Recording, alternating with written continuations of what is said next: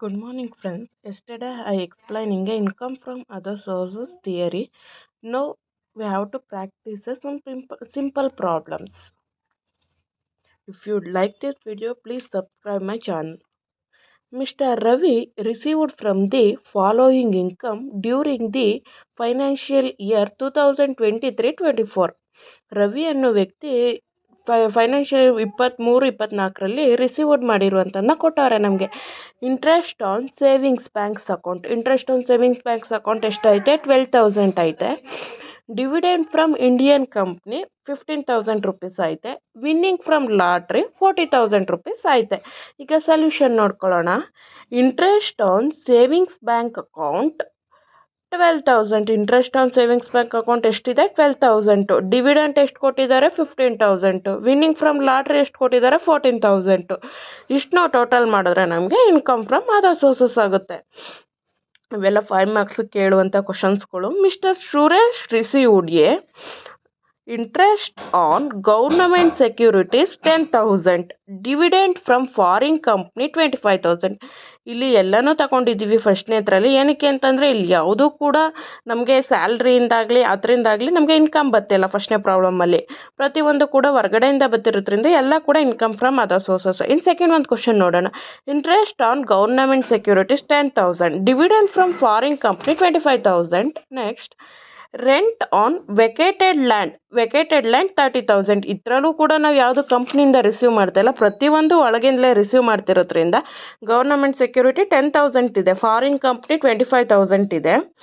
Interest received from government security 10,000 ಎಲ್ಲ ಕೂಡ taxable. Dividend from foreign company 25,000 fully taxable. Rent from vacate land by building, not by house property ಏನಲ್ಲ, ಇದು not building or not house property, ಇದು vacate land 30,000. ಇಷ್ಟು ಮಾಡಿದ್ರೆ income from other sources 65,000 ಬರುತ್ತೆ. Mister Narayan ಇವಾಗ next question, ಇದೊಂದು ಸ್ವಲ್ಪ ದೊಡ್ಡದಾಗೈತೆ ಮತ್ತು ಇದನ್ನ ನೀಟಾಗಿ ಎಕ್ಸ್ಪ್ಲೈನ್ ಮಾಡ್ತೀನಿ, ಅರ್ಥ ಮಾಡ್ಕೊಳ್ಳಿ. Mister Narayan submits the following particulars of income from the other sources from the year ended 31/3/2022. Compute the sources of annual year 2022-23. Narayan ಅನ್ನೋ ವ್ಯಕ್ತಿ ಇದು ಇನ್ಕಮ್ ಫ್ರಮ್ ಅದರ್ ಸೋರ್ಸಸ್ದು ಒಂದು ಟ್ಯಾಕ್ಸಬಲ್ ಕಂಪ್ನಿ ಆ್ಯನ್ಯುವಲ್ ಇಯರ್ 2022-23ಗೆ ಮಾಡಿ ಅಂತ ಹೇಳೋರೆ. ಫ್ಯಾಮಿಲಿ ಪೆನ್ಷನ್ ಫ್ರಮ್ ಗೌರ್ನಮೆಂಟ್ ಎಷ್ಟಿದೆ? Government of Karnataka 42,000 per annum ಇದೆ. Royalty from book return ₹50,000. Expenses including the purpose of 5,000. Expenses ಅದಕ್ಕೆ ಅವ್ನು ರಾಯಲ್ಟಿ ಫ್ರಮ್ ಬುಕ್ ರಿಟರ್ನ್ ಮಾಡೋಕ್ಕೆ 50,000 ತಗೊಂಡವನೆ, ಅದ್ರ ಎಕ್ಸ್ಪೆನ್ಸಸ್ 5,000 ರೂಪಾಯಿ ಅವ್ನು ಖರ್ಚು ಮಾಡೋನೆ ಅದರಲ್ಲಿ. Next question, rent from the subletting on a house ₹25,000 per month. Subletting ಅಂದರೆ ಸಬ್ಲೈಟಿಂಗಿಂದ ತಗೋತಾ ಇರೋ ಅಮೌಂಟು ಪರ್ ಮಂತ್ಗೆ 2,500. Rent paid from the owner ₹2,000 per month and repair expenses 5,000. Winning from lottery gross ಮತ್ತು ನೆಟ್ಗೆ ಡಿಫ್ರೆನ್ಸ್ ಐತೆ, ನಾನು ಅದನ್ನ ಕೊನೆಯಲ್ಲಿ ಹೇಳ್ಕೊಡ್ತೀನಿ. ₹10,000. Winning from the horse race ₹35,000, ಅದು net. Interest from the post office savings banks account 2,000. ಈಗ ಪ್ರಾಬ್ಲಮ್ಸ್ ಮಾಡೋಣ.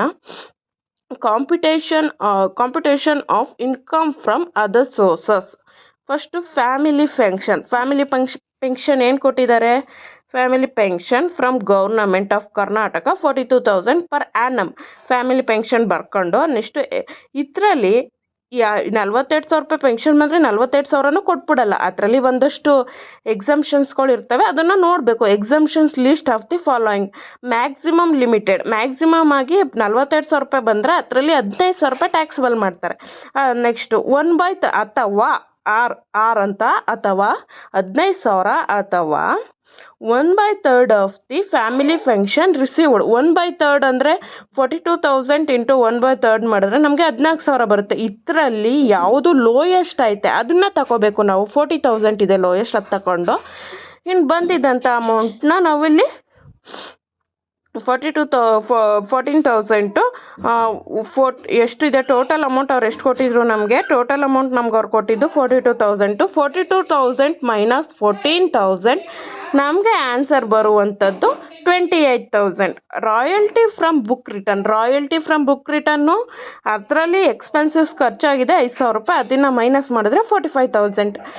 ರೆಂಟ್ ಫ್ರಮ್ ಸಬ್ಲೇಟಿಂಗ್ ನಾವು ಎಷ್ಟು ಕೊಡ್ತಾ ಇದ್ದೀವಿ, ಇದು 2,500 ರೂಪಾಯಿ ಪರ್ ಮಂತು 12 ತಿಂಗಳು. ನೆಕ್ಸ್ಟು ರೆಂಟ್ ಫ್ರಮ್ ಓನರು 2,000 ರೂಪಾಯಿ ಇಂಟು 12 ಮಂತ್ಸು ಪರ್ ಮಂತ್ ಆಗಿರೋದ್ರಿಂದ 12 ಮಂತ್ಸ್ ಕ್ಯಾಲ್ಕುಲೇಟ್ ಮಾಡಿದ್ರೆ 24,000 ಬರುತ್ತೆ ನಮಗೆ answer. Next royalty repairing expense, ಅದರಲ್ಲಿ ಮನೆ ಖರ್ಚಿಗೆ ಒಂದು 5,000 ರೂಪಾಯಿ ಖರ್ಚಾಗೈತೆ, ಇಷ್ಟನ್ನು ಮಾಡಿ ಅದನ್ನು ಮೈನಸ್ ಮಾಡಿ ಬರೆದ್ರೆ ನಮಗೆ 5,500 ರೂಪಾಯಿ ಬರುತ್ತೆ. ನೆಕ್ಸ್ಟ್ ವಿನ್ನಿಂಗ್ ಫ್ರಮ್ ಲಾಟ್ರಿ, ಇದರಲ್ಲಿ ಗ್ರಾಸ್ ಅಂತ ಕೊಟ್ಟರೆ ಪೂರ್ತಿ ಅಮೌಂಟ್ ತಗೊಳ್ಳಿ. ನಾನು ನೆಟ್ ಬಗ್ಗೆ ನಿಮ್ಗೆ ಹೇಳ್ಕೊಡ್ತೀನಿ. ನೆಟ್ ಅಂತಂದರೆ ನೋಡಿ, ಈಗ ಗ್ರಾಸ್ ಅಂದರೆ ಎಷ್ಟು ಕೊಟ್ಟವ್ರೆ ಅಷ್ಟೇ ತಗೋಬಿಡಿ. ನೆಟ್ ಗ್ರಾಸ್ ಅಮೌಂಟ್ ಅಂತಂದರೆ ಎಷ್ಟಿರುತ್ತೆ ಅದರಲ್ಲಿ ನಮಗೆ -30% ಲೆಸ್ ಮಾಡಿ ಇನ್ನು =70% ನಾವು ತಗೋಬೇಕು. ನೆಟ್ ಕೊಟ್ಟಿದ್ರೆ ಇದರಲ್ಲಿ ನೆಟ್ ಇದೆ, ನಾನು ಹೇಳ್ಕೊಡ್ತೀನಿ. 70% ತಗೋಬೇಕು. ಇಲ್ಲಿ ಗ್ರಾಸ್ ಅಂತ ಕೊಟ್ಟಿರೋದ್ರಿಂದ ಪೂರ್ತಿ ಅಮೌಂಟ್ ತಗೊಳ್ಳೋಣ. ವಿನ್ನಿಂಗ್ ಫ್ರಮ್ ದಿ ಆರ್ಸ್ ರೇಸಲ್ಲಿ ಇಲ್ಲಿದೆ ನೋಡ್ಕೊಳ್ಳಿ.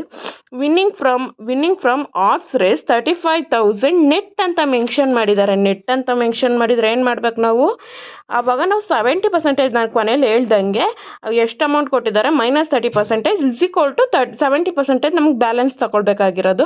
ವಿನ್ನಿಂಗ್ ಫ್ರಮ್ ಆರ್ಸ್ ರೇಸು 35,000 ಇರೋದ್ರಿಂದ ಡಿವೈಡೆಡ್ ಬೈ 70 × 100 ಮಾಡಿದ್ರೆ ನಮಗೆ 50,000 ಬರುತ್ತೆ. ಆ ಅಮೌಂಟ್ ಬರ್ಕೊಳ್ಳೋದು. Interest on post office savings bank account less than 3,500 ಅದರಿಂದ ಎಕ್ಸಾಮ್ಟೆಡ್ ಹೇಳ್ತೀನಿ. ಇಂಡಿವಿಜುವಲ್ ಅಂದರೆ ನಾವು ಒಂದು ಇಂಡಿವಿಜುವಲ್ ಆಗಿ ಅಕೌಂಟ್ ಮಾಡಿಸಿದ್ರೆ 3,500 ರೂಪಾಯಿ ನಮಗೆ ಎಕ್ಸಾಮ್ಟೆಡ್ ಆಗುತ್ತೆ. ಅಕಸ್ಮಾತ್ ಜಾಯಿಂಟ್ ಆಗಿದ್ರೆ 7,000 ಆಗುತ್ತೆ. ಇಲ್ಲಿ ಏನು ಕೊಟ್ಟಿದ್ದಾರೆ, interest from post office savings bank account 2,000 ಅಂತ ಕೊಟ್ಟಿದ್ದಾರೆ. ಲೆಸ್ ದ್ಯಾನ್ 3,500 ಇರೋದ್ರಿಂದ ಸೊ ಇಟ್ ಈಸ್ ಎಕ್ಸಾಮ್ಟೆಡ್. ನಮಗೆ ಟೋಟಲ್ ಆಗಿ ಬರುವಂಥದ್ದೇ taxable income from other sources 2,28,500. So it is the amount. I think you all understand. Please understand. Subscribe my channel. Thanks for watching my video.